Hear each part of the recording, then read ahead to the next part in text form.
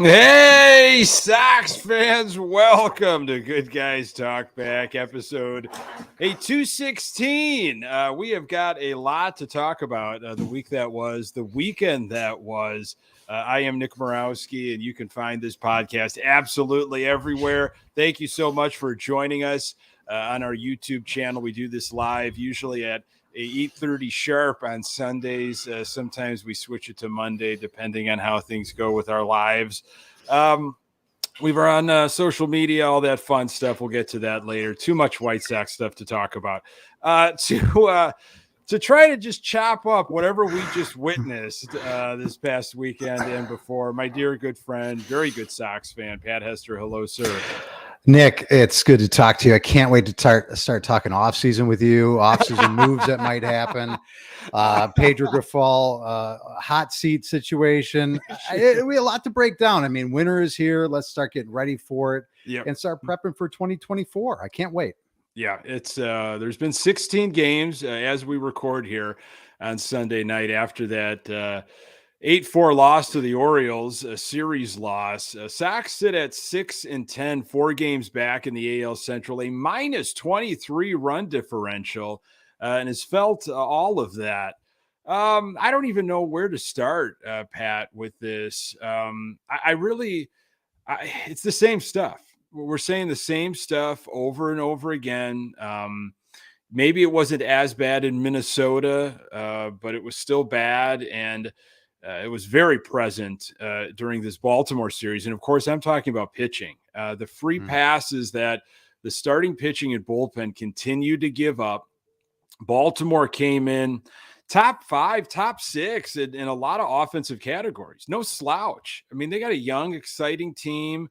They're in a tough division, especially with what Tampa is doing. But one of the best farm systems, maybe the best farm system in all of baseball. And when you've got an offensive like that, you can't sit around and issue 26 walks in the series to a team like that. And they made it, and they made the Sox pay as they should. Yeah, no doubt about it, Nick. And pitching seems to be like, I'm scratching my head now. It's been a head scratcher all year. It's been pretty good starting pitching to awful bullpen to some exciting bullpen work to some really awful starting pitching to, what you just talked about, the free passes. And, you can, with a team that we've seen over the past year plus that has, zero margin for error. I sit back and I just watch this team over the past year plus now. And I go, I wonder how they're going to lose this game today. How are they going to? No, really. I mean, how are they going to do it to themselves? Wow. I mean, honestly, they just find ways to shoot themselves in the foot consistently. And I really, really thought that trend would have ended, coming into this year. It hasn't to this point.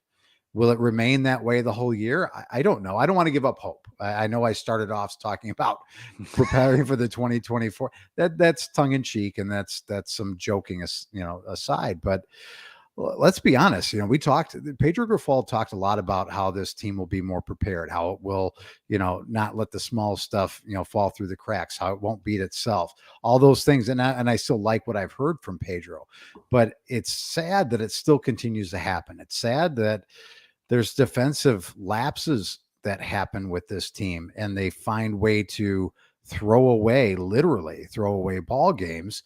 And it's really upsetting because the offense isn't putting up double-digit runs. It's going to be the deodorant for those other things. And all we're looking for, I think all you're looking for, and I'm looking for, most fans are looking for, just be middle of the pack when it comes to your offense. Your pitching and your defense. I mean, is that so much to ask? It's not. Sox pitching, I think bullpen maybe especially, dead last in the league, highest ERA, maybe most expensive bullpen in all of baseball. They gave up 12 earned runs in the Baltimore series. And the Sox, they have to win on the margins. Okay. When you have got a team that obviously is struggling in pitching, some starting pitching issues, inconsistency, and definitely bullpen. Sacks don't walk. They haven't hit a lot of home runs. I mean, Jake Berger's trying to completely drag the White Sox like into the top 5 on his own with him hitting home runs. But when that happens, you've got to be fundamentally sound. You can't be making mistakes and failure to not have anybody at second base over the weekend for an incoming throw in the outfield. Another botched pickoff move by a pitcher, bullpen arms coming in, and Aaron Bummer, hello. Like Jason Benetti said on Sunday's telecast, he said, rough day for Aaron Bummer. I'm like, day? Just today? Just this day? Sure, where have you been? Or maybe you just want to be polite, but it's been an absolute mess from him. You can't do that. Sacks don't have the offense, like you said, to overcome that. I don't know any offense in all of baseball that can overcome what's been going on by the White Sox pitching wise. And I drank the Kool-Aid, Pat, and I blame myself, and I apologize to everybody if I also convinced you to buy in that this team was going to be better prepared at the beginning of the season. Yeah. And at what point do you look at it's just who these players are? It's just who these guys are. You can coach it. You can instill it in them. You can talk about the culture of being prepared and all that. You can do all the work, and you can say, we're going to be here until the work is done, and we're not going home until the work is done, and feel like we're ready to go for the next 5 games or whatever Pedro says. But if this is just who these guys are, what else can you really do? Yeah. I mean, it's really coach them up, Nick, because just absolutely coach them up. I mean, yeah, let's throw all the nonsense out there that you hear. Let's coach them up. Let's stay within ourselves. All those stupid things people say. But at this point, as professional baseball players, you really have to know where you're supposed to go when there's a cutoff coming in. You have to know where the ball should go in certain situations. And granted, again, today you had a non-left fielder playing left field. I thought those days were done. I really did. And Gavin came through and had a home run today. I'm glad his bat was in the lineup for that. But my goodness gracious, you have to put out the best defensive lineup you have, and to hell with whatever you think you can get from an offensive standpoint, because you mentioned it. You have to win within the margins, and you're giving games away because you don't want to where the hell you're supposed to be on the field. You don't have that luxury of just saying, well, we can plug and play and we'll put someone out there, and if they're just adequate, we'll be fine. You need to put the best players that you have playing defensively. I'm sorry. Yeah, Gavin Sheets was out there in left field, and Pedro made some statement before the game about, whatever happened in Minnesota, that doesn't define him. We trust in him. He said a lot of things, but he kept circling back to the bat. Like, we need that lefty bat, and they do. They don't have a lot of lefty power. And that's an issue of the front office, and that's been an issue for a long, long time. But I still blame Gavin Sheets. You make that routine play in Minnesota, that should be caught. Okay. I know it's not his fault. He's being pushed out there, and poor Gavin Sheets, and it's on Rick Hahn and Kenny Williams and Pedro. But Gavin Sheets had quotes going back to February. Okay. Vinny Duber does a great job with CHGO, had a quote where Gavin Sheets talked about that defensive struggle. Okay. I know what I need to work on. I've been working on this in the offseason. My front move in was problematic last year. Okay. That's how you get killed. Once you commit early, you're gone as an outfielder. You're just not going to be able to make up. And he doesn't have makeup speed. Okay. So if he's been working on that, and he knows what to be working on, and he's been preparing himself and trying to get better, you got to make a routine play in Minnesota. You don't twist around and collapse and whatever he did. So when the pitching is struggling and you're trying to win a series in Minnesota, they haven't won a series all year. Like you said, you put the best defensive team behind a struggling pitcher in Giolito. Now, the previous game, Oscar Colas had, I thought, a very good, more than serviceable outfield. played the ball well off the wall in target field, looked like he knew what he was doing, which again, the bar is low for Sox corner outfielders, but he was able to do that. You know where right field is. That's where the bar is at. You should be good. You absolutely should be good. If you need help, I mean, someone will, you know what, just don't worry, but don't tell us you needed help. Okay. Because then it all of a sudden becomes on us. Just there's charts. I'm sure there's charts in the dugout. They can kind of figure it out. I'm not kidding though. I tweeted out earlier that I honestly had a dream last night that Gavin Sheets was playing the outfield. And I honestly woke up. You ever have a dream where I always have this reoccurring dream that I'm in college again and I didn't turn in a paper. It was, I didn't study for the finals. And I wake up and I have to tell myself, you're 42 years old almost, Pat. You're not in college anymore. You don't have to. And I have to talk myself that I'm really not in that life anymore. And that's why I woke up today. I woke up and I go, oh my gosh, I can't believe they're putting Gavin Sheets in the outfield again. And I go, oh, Pat, come on, that was a dream. I'm serious. I'm not kidding. This is how this team has hurt my heart this year.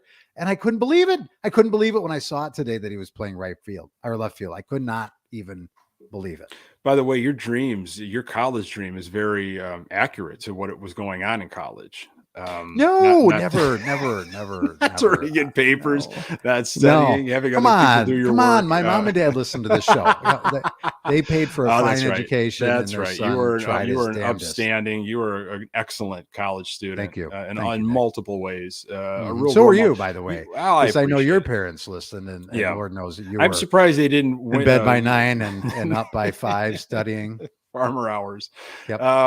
It's you need his bat. I get it, but at what cost? And it really, again, this was the thing we've been talking about for several seasons. It's like you set yourself up for this, this log jam and these weird question marks. And now the new one is like, well, what's going to happen with Jake Berger when Yohan Moncada comes back? Because by the way, if you haven't heard, Moncada's on the 10-day IL. So you got Tim Anderson still out there. Moncada's out there. Eloy Jimenez came back. Again, it's like this revolving door. Can we get he gets hit in the hand? How freaked out were you? Jesus, Mary and Joseph. It's like, here we go. His hand's going to be gnarled up and he's going to be done for the year. Yeah. I mean, he didn't do much in the series. I mean, maybe an RBI single or something, was in the DH spot, which he should be in. But Berger, 3 home runs in the series. Berger and Sheets, we've talked about their bats. They are Major League Baseball bats. I always thought Berger probably more than Sheets. Berger just, he's getting more comfortable hitting against righties, which he said that's a thing. If I see more righties, it's going to happen where I'm more comfortable. I'm going to be more consistent against righties, which maybe goes against the whole handedness thing. I don't know. Between Sheets and Berger, they've become kind of one human being, and they both produced on Sunday. That's all the Sox did in the first inning. They scored 4 runs off of 2 home runs. But what is going to happen? I don't think Berger had an error in the field on Sunday that kind of extended the inning.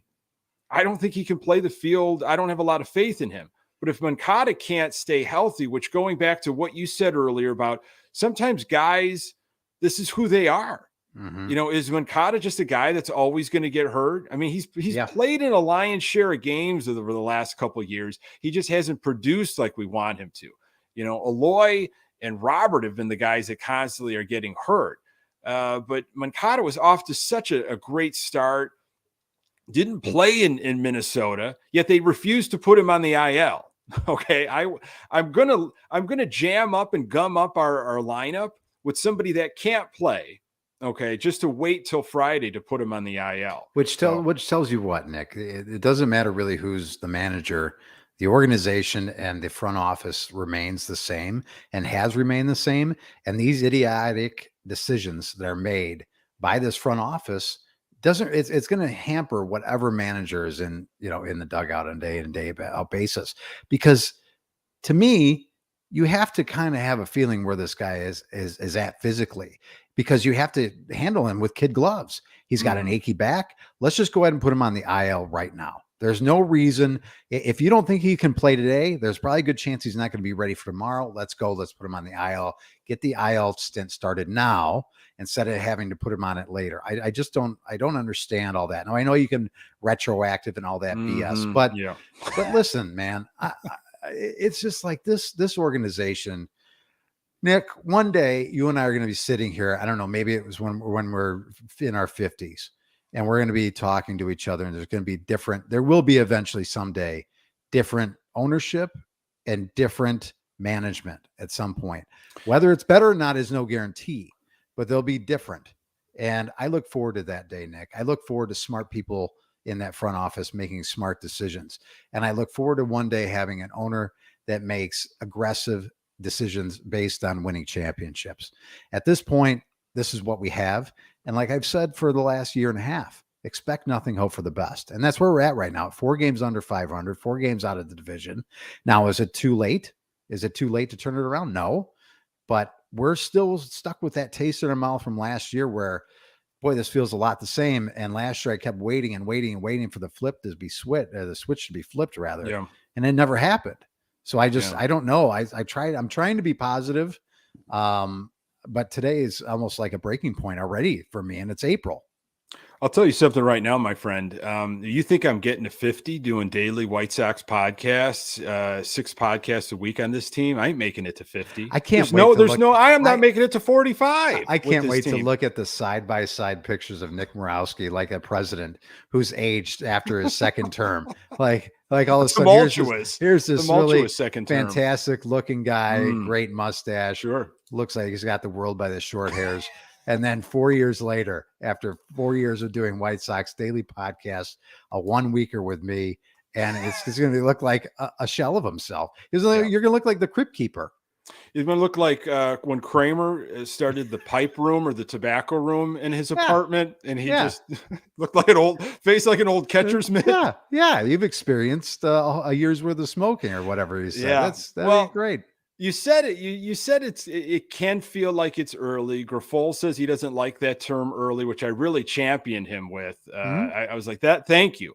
He doesn't like the term early, whether it's April or September, but it's all lip service right now. You know, I'm just not. It's okay. The honeymoon. I don't want to say the honeymoon's over, but we need to start seeing some of this in action. I get all the sayings and the fun sayings and the bulletin board stuff, but we need to start seeing some action. Now, you got a tough schedule coming up. The Phillies, they're struggling. I mean, they're right where the Sox are pitching. They're a top 10 offensive team, I think.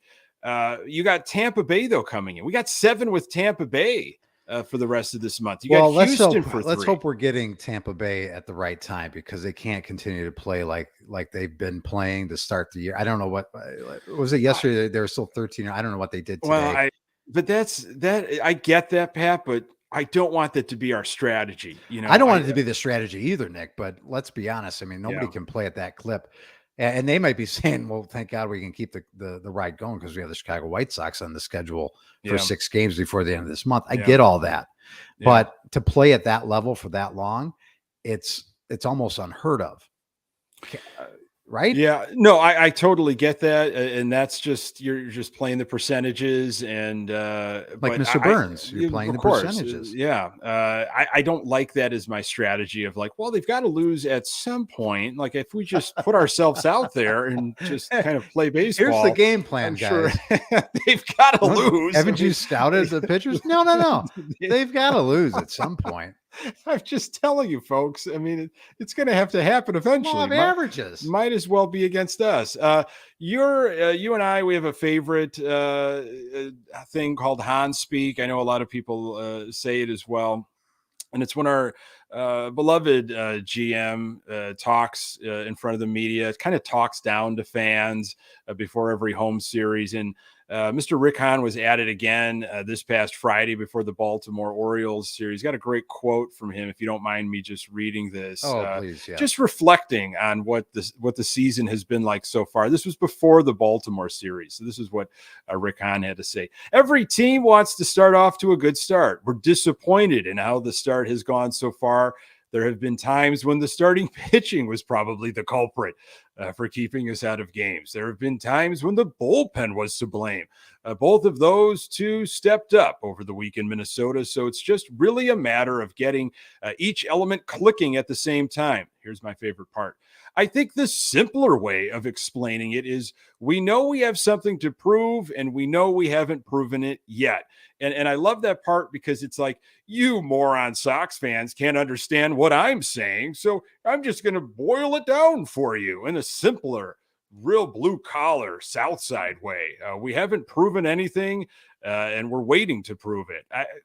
I'm tired. It's the same thing over and over.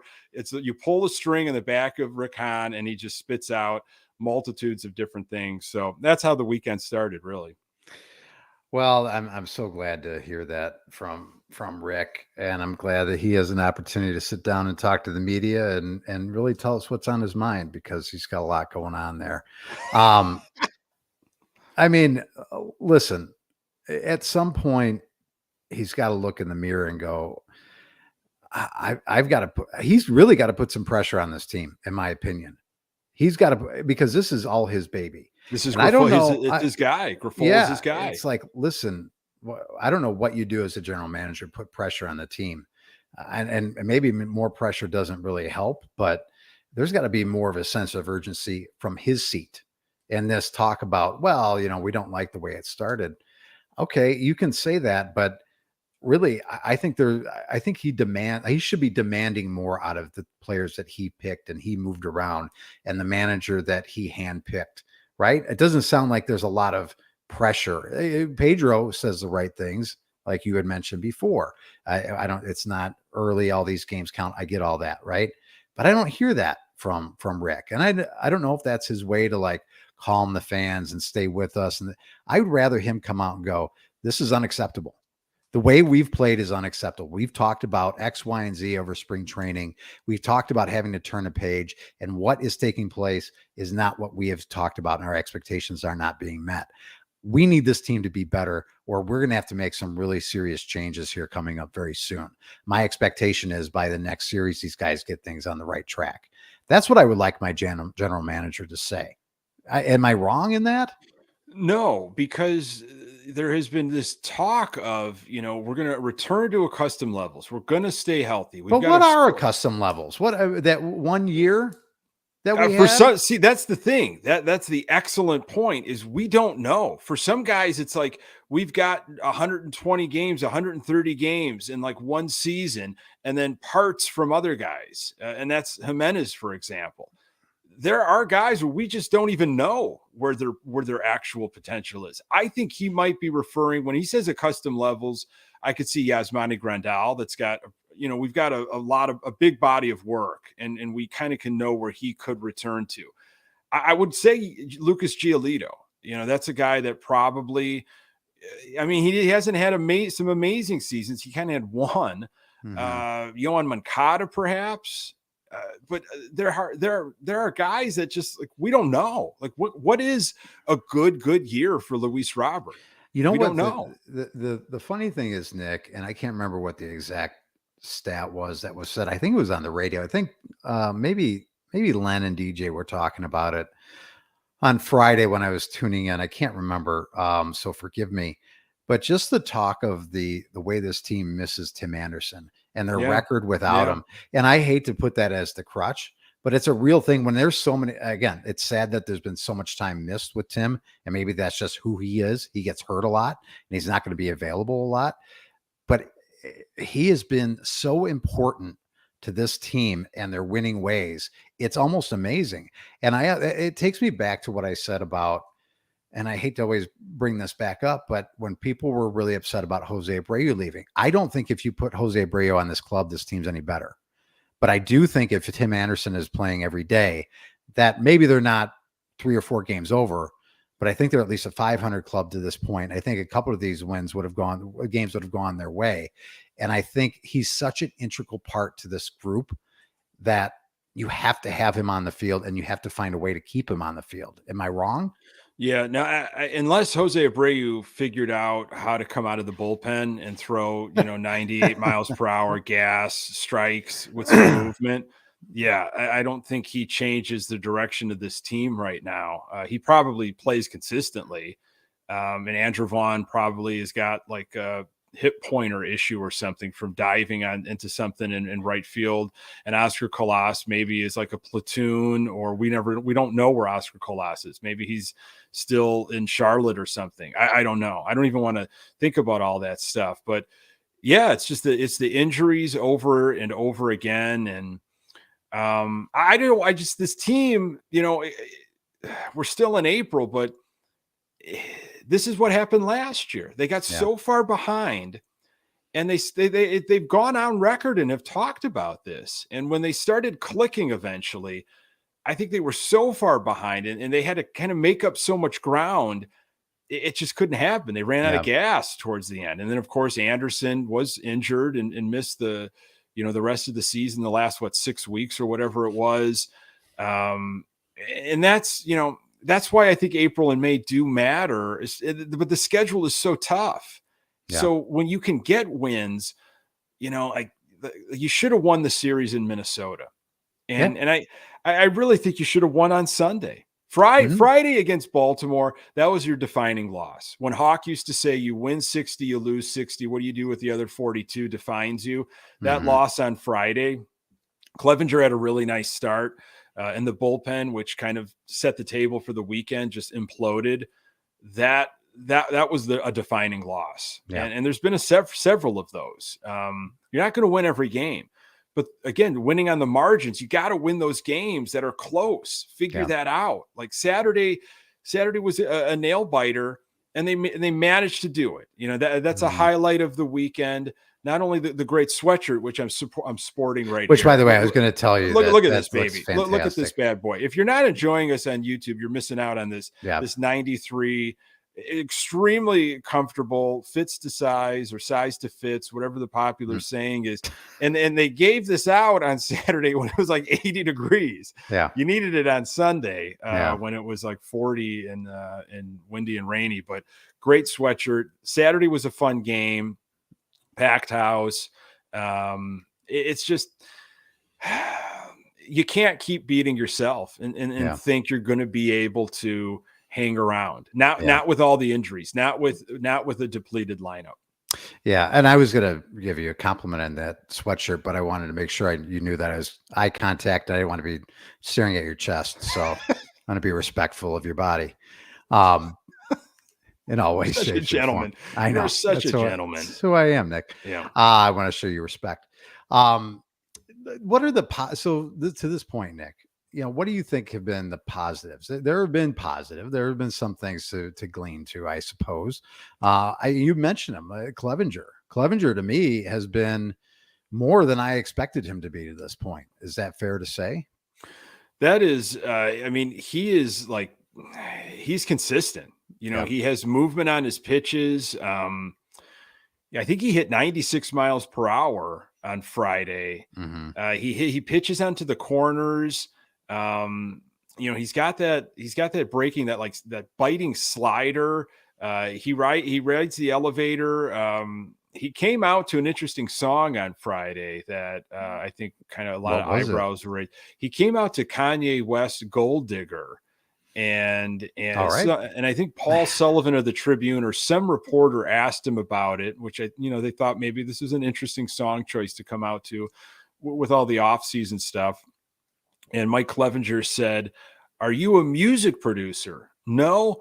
"Okay. Well, if you've got a baseball question, you can ask me that." So he was a little kind of combative, a little salty on that. Yeah. Well, let's move along then. Michael Kopech. Well, positives.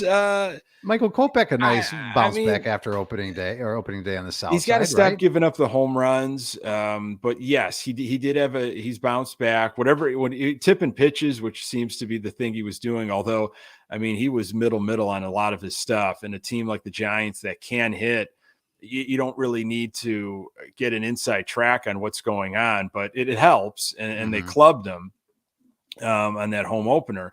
Yeah, he's kind of settled down. Lucas Giolito had a great start in Minnesota. Yeah. It was spoiled, absolutely spoiled by the Gavin Sheets. There was a bit of a bobble fumble by Andrew Vaughn at first. and then Hanser Alberto, who's been a kind of a nightmare in the field. Yeah. I have not been happy with him. See how we start talking positives, all of a sudden it goes I right wanted to to go the to next. there are some things, There are some you know, positives. Hey, eh, here's a positive. Speaking of okay. Andrew Vaughn, Okay. he hits, man. He Yep. continues to hit. He gets on base. He's come up with some big hits in big situations. You got to like what Jake Berger's, what he has done in his limited time. And it really forces a question of like, if he's one of the only guys hitting for power consistently, and he's only going to get better probably with more playing time and seeing more righties, not just lefties. Well, then what do you do with him? I mean, is Hanser Alberto, Well, now that he's injured, can Hanser Alberto maybe be someone that, okay, that experiment is over now? yeah. We thought we had something. I just think he's Pedro Griffol's guy. He's got some history with Pedro Griffol. I think Griffol went to bat for him. Probably was on a short list, in the offseason of this is a guy I want to bring in. I know this guy is a great clubhouse guy. He won spring training. Yeah. One heck of a spring training. But hey, man, they had a quick leash on Jose Ruiz. Garcia didn't make the ball club. They ate some money. So what do you owe Hanser Alberto? I mean, you don't owe him much. No, and the thing is, there's been some things you've seen from Lenyn Sosa, right? Yes. So you've Yeah. got, an infielder now that can replace that and be someone that you can plug and play there. And the question about, what do you do when Moncada comes back and with Jake Berger, and Jake Berger is going to get playing time because you just know that it's a matter of time probably before Moncada goes down or Aloy goes down.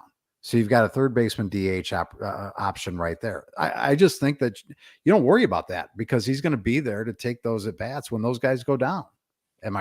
Is that crazy? Yeah, I get that thinking. That is a weird thinking to be like, I've kind of got job security because of all the injuries. Yeah. And we know they're going to continue to happen. That's just sad to me. That's really sad. I wish there was a way that we could be kind of proactive with him. And like, no matter what happens, he's got a spot. But what does that do to Aloy? Is he going to be a platoon DH?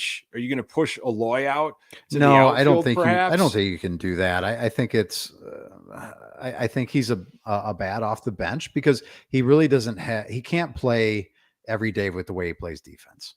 Right. No. Unless you have to. And he's not a second baseman, folks. No, I mean, boy, and I think most nice? people know that. I mean, he just with the shift rule, you have to have a ton of range. And I don't think he's going to be your second baseman. There's no way there. I guess he's a bat off the bench. He comes in and tries to, he can give guys a rest here or there. He can be, an option when Aloy needs a day off. He can be your DH. He's an option when Kata needs a day off at third. And maybe you can, depending on the matchup and who you're facing that day, maybe you can put him out there and kind of, it's hard to say you can really hide a third baseman, but he can kind of hide out there depending on what team you're playing, and he's not going to hurt you all that much. Or he can be, defensively replaced later on in the day. We can move some things around, in the seventh inning, stuff like that. I don't know. His bat is too valuable. I don't think it's a thing you can just wash away because this team just is lacking so much in home run power right now. You can't just say, well, we don't need you. You just got to find ways to get him in the lineup.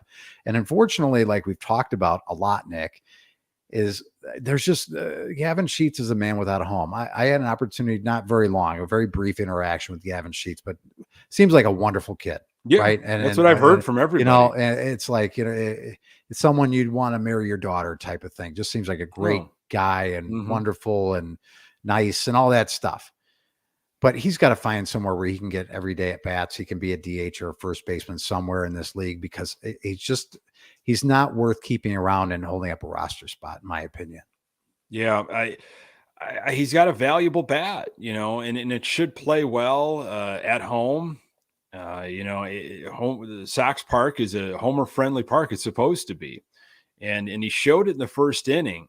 But I'm sorry. I know you want to put him out there in the outfield, Pedro Grifol and the White Sox, and you want to believe that but sometimes going back to what you originally said at the beginning of this, right at the beginning of this episode, players sometimes are just who they are. And he just is not an outfielder. And I don't think any amount of practice or anything, I just don't think he is.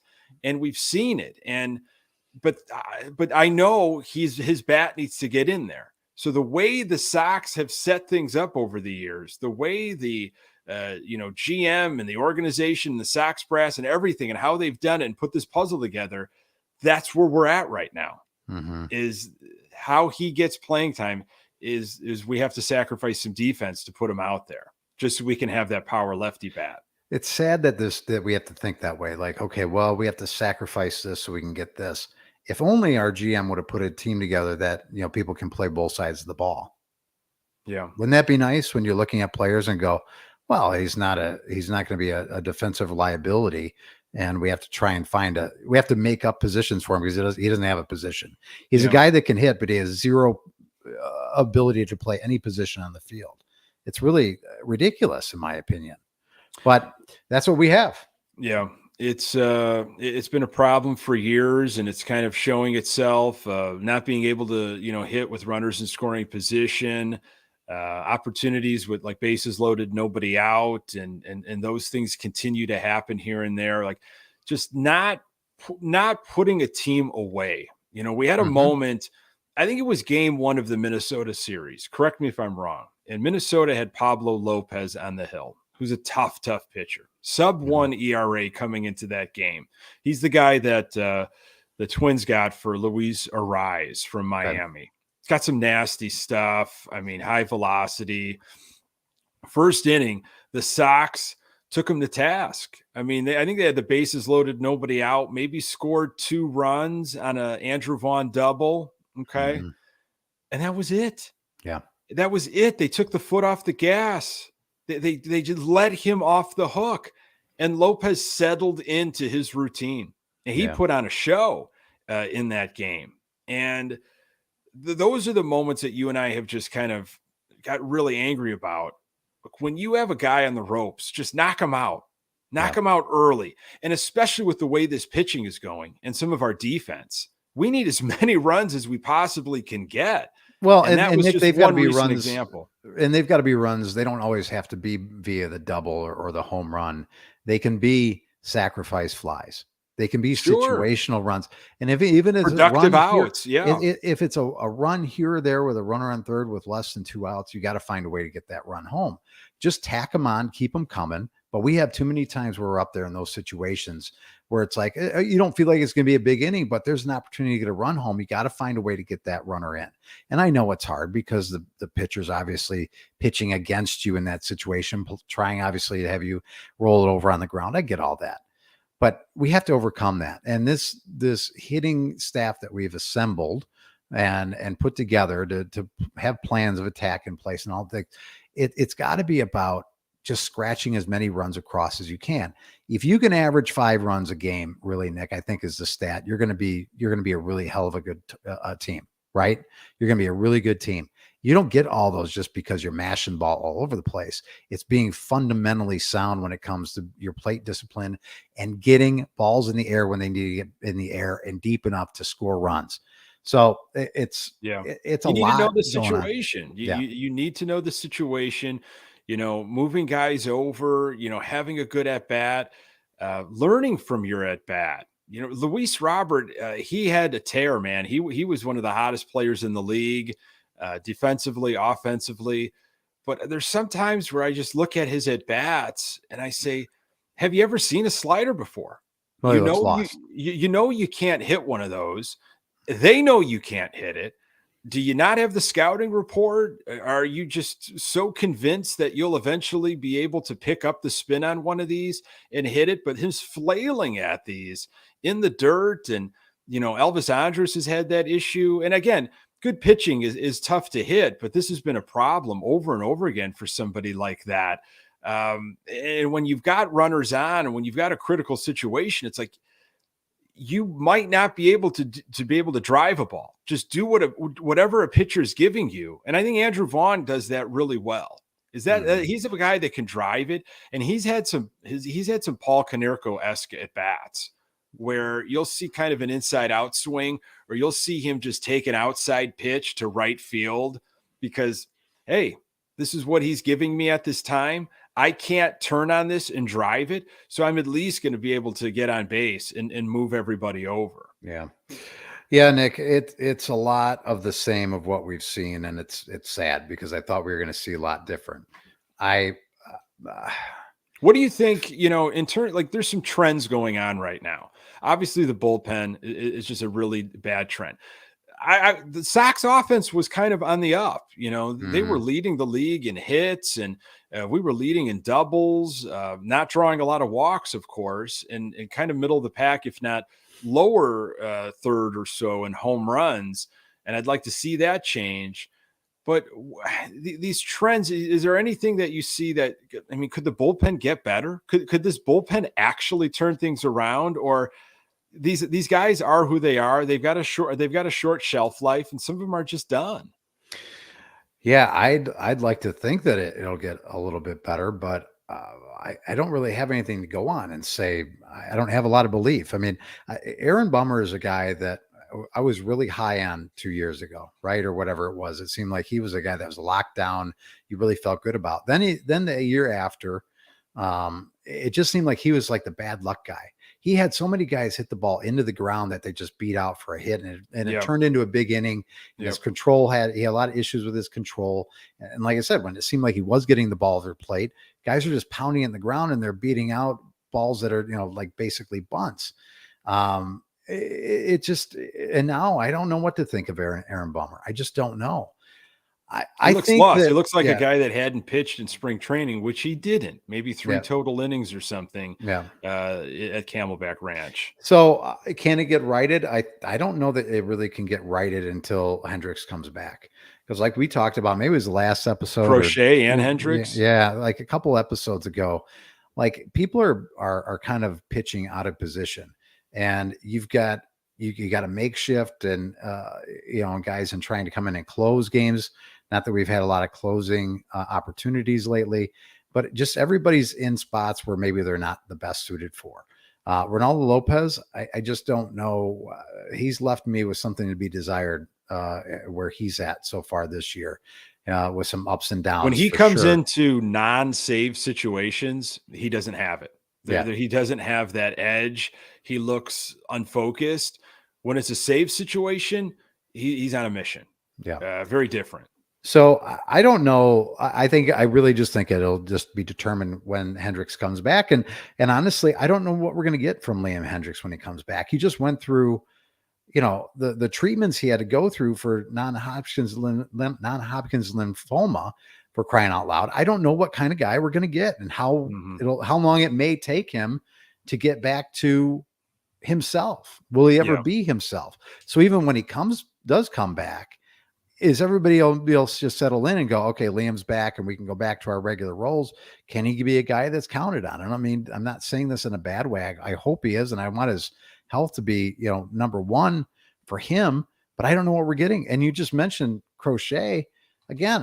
What are we getting? Are we Yeah. getting the guy that came in and flashed and was throwing, triple digits and was leading the league in most pitches over 100 miles an hour or whatever the stat was?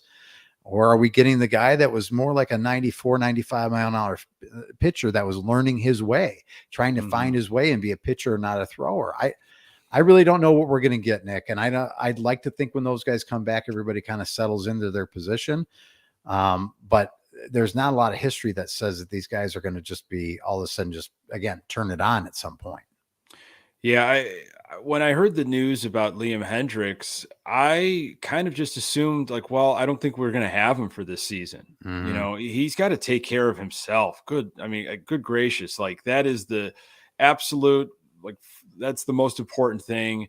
And it's so positive to hear all of the news that's been coming out about Liam Hendricks. And yeah, I heard a June 1st, or maybe that was something that Lance Lynn had talked about on AJ Brzezinski's show.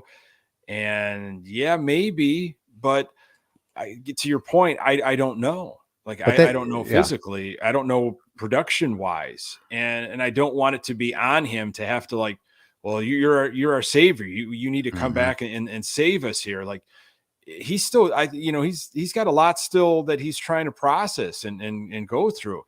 Crochet, on the other hand, I mean, I feel good about a guy that's going to come back. I feel like we've seen guys have success coming back from this injury as of late, but I don't know. I don't think he's going to be the same Crochet that we saw. What was it, the 2020 year? Where he eventually got hurt during that A's playoff series. I don't think you're going to see that. Right now, do you know what I want to see, Pat? I want to see somebody that doesn't walk players. That throw the ball in the strike zone. I'd rather you get beat on an 0-2 pitch than walk somebody on 4 straight pitches. And just be competitive. Throw some competitive pitches. You got to stop with these free passes.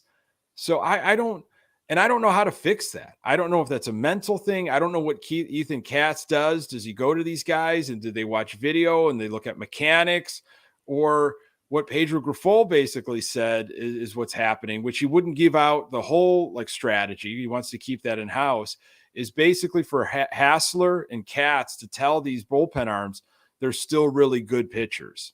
It's like some sort of Stuart Smalley situation. If you're of a certain age, you'll get that reference. If you're not, you won't know what I'm talking about. I would love there to be like 12 mirrors and guys sitting in front of their mirrors, like the big, full length mirrors sitting there with the daily affirmation. Yeah. That's fantastic. That's what it sounds like is happening. It's just, you're a great pitcher. You're a really good guy. Everything's going well. And there's a lot to be said about positivity, and maybe just a good old fashioned pep talk is all what we need to continue to do here. But I don't know, man. You got Philadelphia coming into town for 3 games. It's going to be some rough weather here on the south side. Phillies are beatable. Lance Lynn trying to redeem himself after his last home start, his only home start against the Giants, where he was all out of sorts. And then you have a day off on Thursday, and then you go to Tampa for 3. So, I mean, Monday's a new day. Like, try to get on a new role here. Maybe win 2 in a row. I don't know. Let's make that short-term focus. I have a 5:30 flight tomorrow morning, Nick. I'm going to Punta Cana. I'm taking a vacation from the Chicago. I'm taking a break from the Chicago White Sox, and I'm just hoping when I come back, everything will be fine. I'm just gonna tune it all out. So you're going to get a great version of me on Sunday night next week. I'll have no idea what happened. I have no idea what's going on. You just have to. You have to carry me even more than you normally do. So it's got to be. Are you saying I'm going to be on the 10-day IL with back soreness? Well, you might be. I mean, normally, like right now, our show is 95.5 anyway. It's 95% you, 5% me. It might be more like a 98-2 situation. Is what it's going to be. So. A lot of notes, a lot of prep from you, maybe. I know a lot of stats. I know you read about 29 articles a day. If you could up that up to about 30, 35, that would be great. In season, I don't read as many articles as out of season, but definitely on off days, I consume a ton of stuff about our wonderful team here. I don't know. I don't know what to say. I mean, 6-10. Look. Hey, let's just try to put a positive spin on this, and maybe in a somewhat delusional way. You sweep the Phillies, so now you're 9-10. You got an off day to rest up and prepare for a hot team. You go down to a controlled environment weather-wise, but based on your strategy, Tampa's got to lose eventually. You take 2 or 3 from the Rays. You're right back in it, you're right back in this season. And Cleveland and Minnesota, they turn in some clunkers this week. And you know what it reminds me of, Nick? When I was a kid and we used to play football with the neighborhood kids, and then we always played against the older kids, and they would always, obviously they're faster and bigger and stronger and all that stuff. We did a thing called the no defense, and we just hoped that they would actually accidentally run out of bounds or fall down. Yeah. It was the no defense. That's what we're hoping. We're doing when you would play. Hopefully, they'll not play well. You'd play like 2-on-2 or 3-on-3, and you would get absolutely burnt as like a safety or a cornerback or something, and just street football. And you're like, I'm not turning and catching this guy, so I'm just going to yell when he's about to catch the ball, and that's going to be my defense. Lemon tree. Sometimes watch out for the fire hydrant. car coming. And it worked sometimes. It wasn't a sustainable strategy, but you did get some success out of it. That's what the Sox are doing. That's what Pedro's doing. He's like, okay, well, the next 5 days, everybody just yell like DeMar DeRozan's daughter during that playing game. So that, maybe everybody bring their kids down and yep. This team, I mean, bullpen arms have to have short memories, man. They absolutely have to have short memories. You can't carry this past weekend into Monday. You can't carry what's happened this season into Monday. Somehow, some way, you've got to wipe that from your mind, start stringing some successes, some little successes. And for individuals out of the bullpen, I think it's like, hey, Kendall Graveman, just like don't walk people for an outing. Don't hit a batter. Just have some clean innings. Go on a run. Just try to build some clean innings. And maybe that could catch on with some of the other arms and starters going a little bit longer. We had Cisco 6. He threw 113 pitches. I guess you can make arguments if he should have still been out there. But in a way, I like Grifol kind of trusting him and giving him that. But that's a career high, 113 pitches. Again, offense, he scored 4 runs in the first inning. Maybe spread it out a little bit. Maybe score a few more in the middle of the game and towards the end. Not everything in the beginning. I like those strategies, Nick. It's amazing that you never were a manager. I did. I managed what was it, like 6th, 7th grade baseball many years ago. I should have. I was the pitching coach. I would manage my first game myself, the Pinto in Shanahan this past week. We got killed. We had absolutely destroyed. I have short memories. Defense was an issue. Got a lot of work to do. So what I've decided to do to get them going is I'm leaving the country, and they'll be much better. They'll be much better for Thursday's game when Pat is not around. Lord, Coach Pat.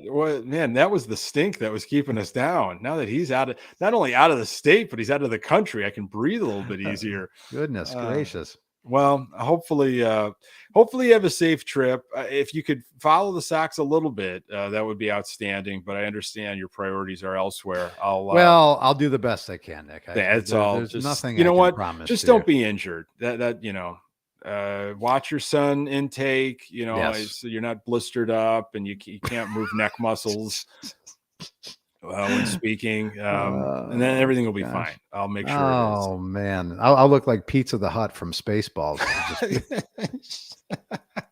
Didn't that happen to you once in college? And you tried to shave all of the blistering sunburn off your face with a razor. You thought that would get the job done. Nick, this has been a fantastic episode. Thanks for everything. I can't wait to have you edit this up and get it out to the public. Yeah, nice and clean. Pat, always a pleasure, my friend. Have a wonderful trip, and hopefully we've got some better things to talk about next week. Yeah, let's do it again next week, Nick. I'm excited to break it all down. I'll be intently watching over the next 5 days for sure. Folks, really appreciate you joining us on our YouTube channel. You could subscribe to that channel and find the podcast absolutely everywhere. We do this weekly, and we're on Twitter at Good Guys TB. We've got a Facebook fan page. We've been doing this is our 5th season. We've been at it for a while, and Pat and I been friends for over 20 years, consumed a lot of White Sox baseball. So thank you so much for joining us on this ride, and pass it along to other Sox fans in your life. Hopefully in some way it's been therapeutic during this tough White Sox stretch. Hopefully for some better White Sox conversation next week. For Pat Hester, I am Nick Murawski. Until next time, go Sox.